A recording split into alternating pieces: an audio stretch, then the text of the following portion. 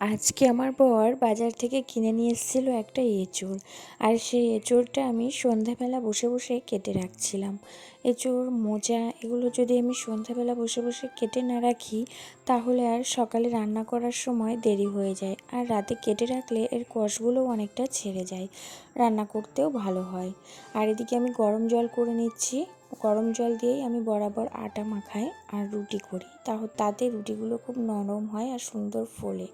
আর আমি একটু চাও বসিয়ে দিয়েছি। আমার ছেলে পড়তে গেছিলো, এখন সন্ধেবেলা ও বাড়ি চলে এসছে। ওকে একটু চা করে দিচ্ছি, ও চাটা খাক, তারপরে রাতে রুটি আছে, রুটি করব, তারপরে সেটা খেয়ে শুয়ে পড়বে।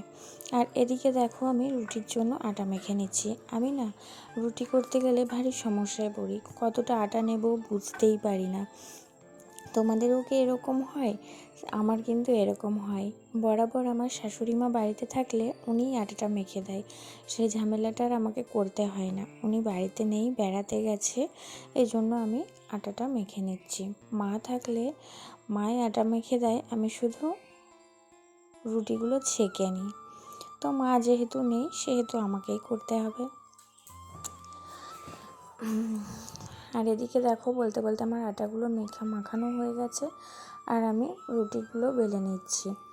রুটি বেলতে বেলতে আমি আবার একপাশে রুটি ছেঁকে নিচ্ছি, একটা করে ছাঁকছি আর একটা করে বেলে নিচ্ছি।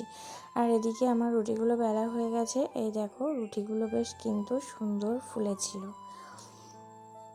হ্যালো এভরিওয়ান, কেমন আছো তোমরা সবাই? আশা করছি সবাই খুব ভালো আছো, সুস্থ আছো। আমিও কিন্তু বেশ ভালোই আছি।